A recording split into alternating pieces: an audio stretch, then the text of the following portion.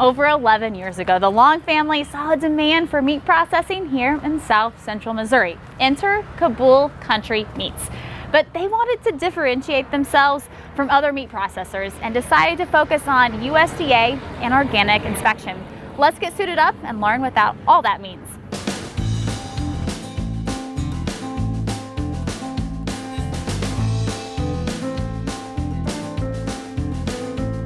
So Sheila, I understand that Cabool Kountry Meats goes back to 2011 when you started it with your husband and your family. But prior to that, you had different careers leading up to that. What first led you to decide that processing meat was needed here in your area and something you wanted to tackle? Well, we'd always raised our own beef and hogs this year, that kind of thing. And Scott had talked for years about, oh, we should have a processing plant. And it's something, back and forth we talked about. Well, he went to get a couple of beef in, and it was going to be a few months before we could get them in. And he's like, oh, man, this is just ridiculous. There must be a need for this. Yeah. So he started working on me to go further into looking into this. And as a now retired ag teacher, Scott, your husband, has been teaching this type, and we're going to talk to him soon, but teaching these concepts in the classroom. And so it felt natural for you guys to pick up. It wasn't like you just on a whim decided you want to process meat. You had right. education in it. Well, let's go talk about that product and head on into the room where it's a little cooler. Okay, sounds good.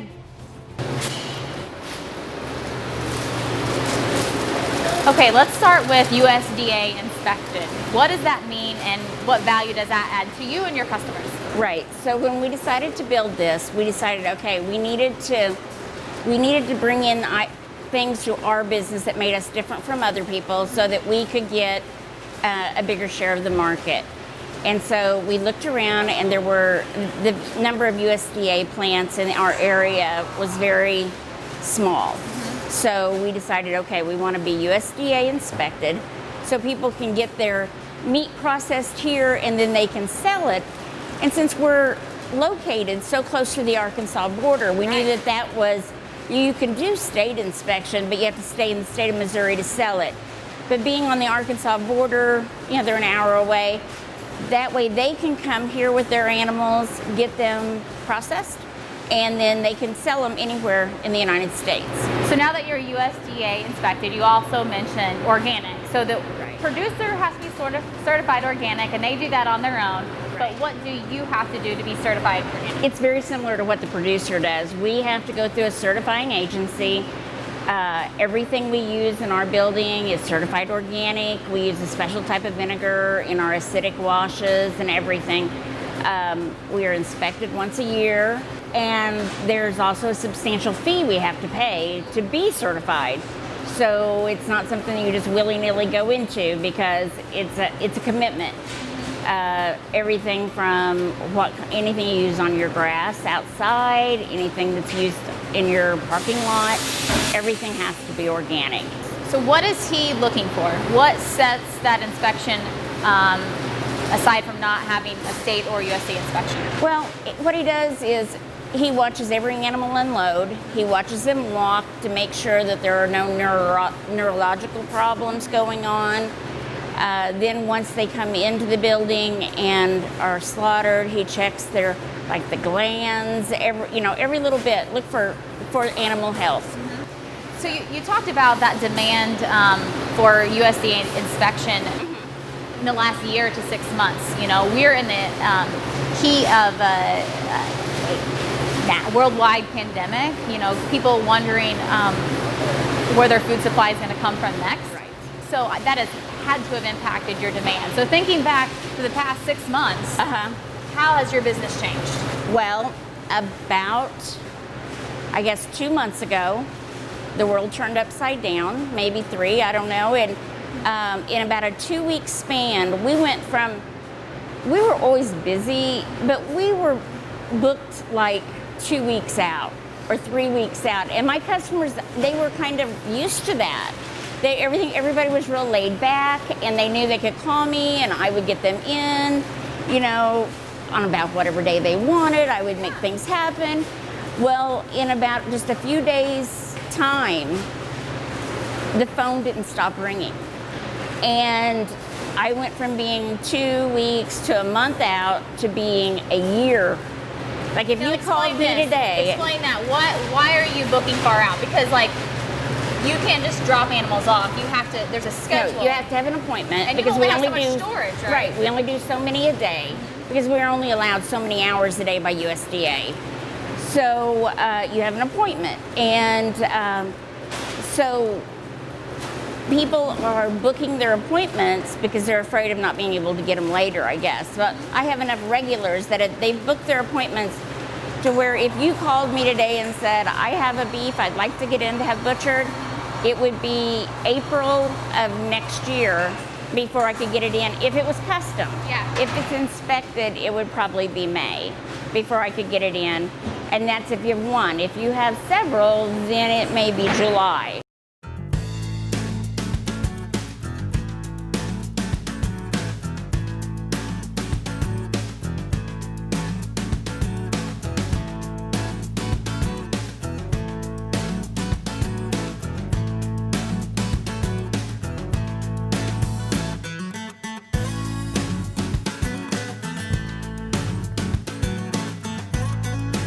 Well, Scott, you're the other half of Cabool Kountry Meats. Your tenure has been in ag education. I think that's where we first met a few years ago. So you've been cutting up meat and teaching kids for many years. Exactly. So tell me about what first led you to want to put it all into a business plan. Well, teaching kids, you learn all the different cuts and all that stuff. I've just always enjoyed it. But I got to looking at the need. It was one of those things, and you could see, the writing on the wall, and I was getting close to retirement, and you can see the writing on the wall. People wanted to know where their food comes from. Sure. And so I go, okay, let's see what we can do and put this thing together. So what are you cutting up today? We are cutting up a organic grass-fed beef and mainly turning it into all hamburger. We do try to salvage as much quality meat as possible. You will find there's a lot of gristle areas, especially in that neck, that you want to cut out. Otherwise, it just, as I tell these guys, I'm kind of a food channel guru, and I say, if you leave that in there, that's not good eats.